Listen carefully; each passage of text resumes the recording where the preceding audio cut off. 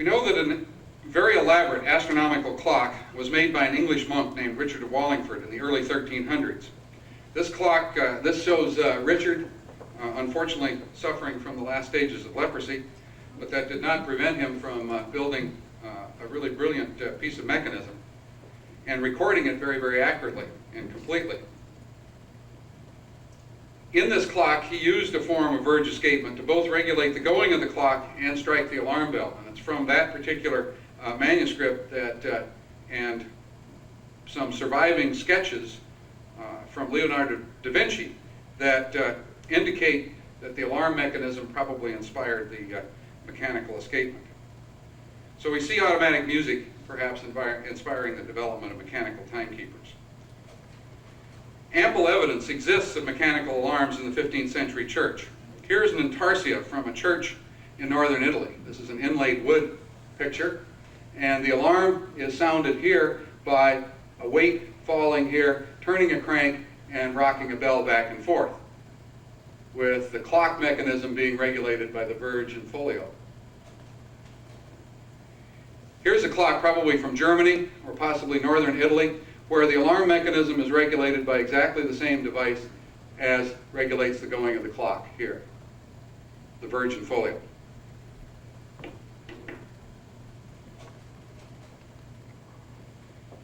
Here we see an artist's interpretation of the earliest documentation for a carillon, or set of bells, which perhaps were tuned and played manually. The picture is inspired by a marble relief on the facade of the cathedral in Orvieto, just north of Rome, and dates from the first quarter of the 14th century. The real significance to us is apparent in a photo of the actual relief. It is clearly a mechanical carillon. Note the wheel and pinion down here. The Romans knew of this form of gearing probably as early as 200 AD. Here we see one of the most significant documents in the early history of horology and mechanical music. It's called the Brussels Miniature. It comes from a famous work of moral guidance by a monk named Henry Suso called The Clock of Wisdom. It was written in 1327. The illustration we see comes from a manuscript of this written in the early 14th century. It shows Temperance, the goddess of wisdom, instructing a rather bemused-looking author amidst an amazing array of timekeepers. These include the earliest known representation of the fusee, hidden away in this table clock over here. Of most interest to our current discussion is the carillon to the right of Temperance.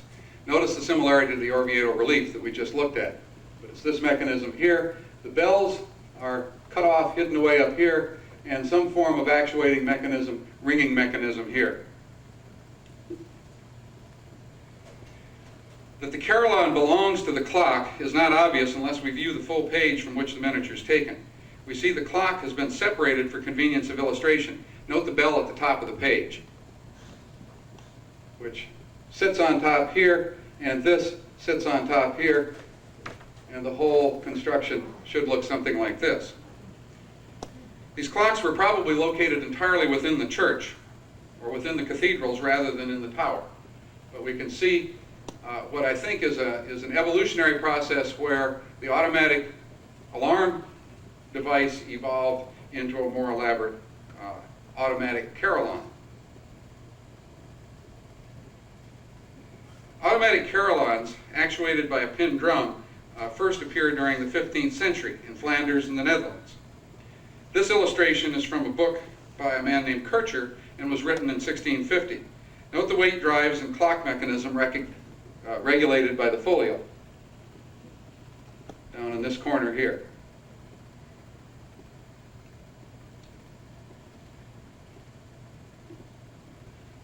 Weight drives to obtain circular motion, we think, go back as early as the 1st century AD. The key element in this mechanism is the pin drum, like this one from a clock in Delft that's dated 1570.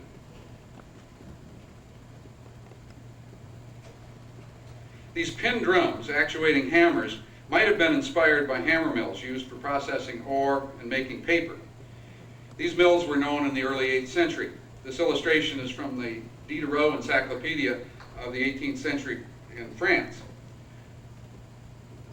I've also seen an illustration from the Theater of Heron, which dates from the 1st century in Alexandria, Egypt. It shows a wheel with teeth tripping a hammer mechanism for an automaton. These elaborate automata from Roman times were an early inspiration for a variety of mechanical devices which reappear in Western Europe in the 13th and 14th centuries. So once again, we may have automata or mechanical music as early as the 1st century inspiring industrial devices like this, which were in turn picked up by the mechanical music makers of the early carillons in Central Europe. One of the finest carillons in the world is in Utrecht and dates from the early 1600s, or mid-1600s, I should say.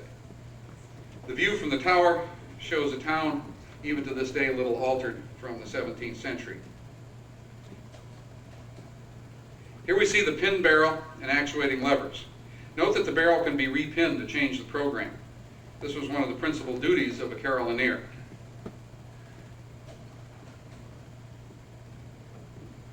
Here we see some of the higher notes. The inner clappers are actuated by the manual carillon, and there are outer hammers which are actuated by the automatic pin barrel carillon. And here's the lowest note, a bell weighing about 7 tons. The basis of the carillon is 35 bells cast in 1663 by the Hemeny brothers in Amsterdam, one of the greatest of the Dutch bell founders. 34 of these bells are still present. The carillon was later extended to 4 full octaves, 47 total bells now. Note the pair of outside hammers. The pin barrel actuates these hammers. 2 are required so the note can be repeated in rapid succession. This close-up of the bell decoration shows cherubs playing the manual carillon, which actuates the clapper on the inside of the bell. Here is one cherub playing at the keyboard, and a second working the bell.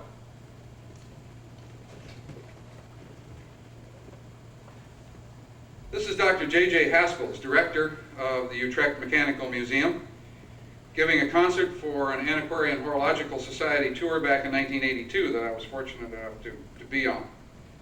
And now I'll give you a sample of what this carillon sounds. And there will be prizes for correct guesses. No one made it this morning. So let's see if this is a more musically sophisticated group.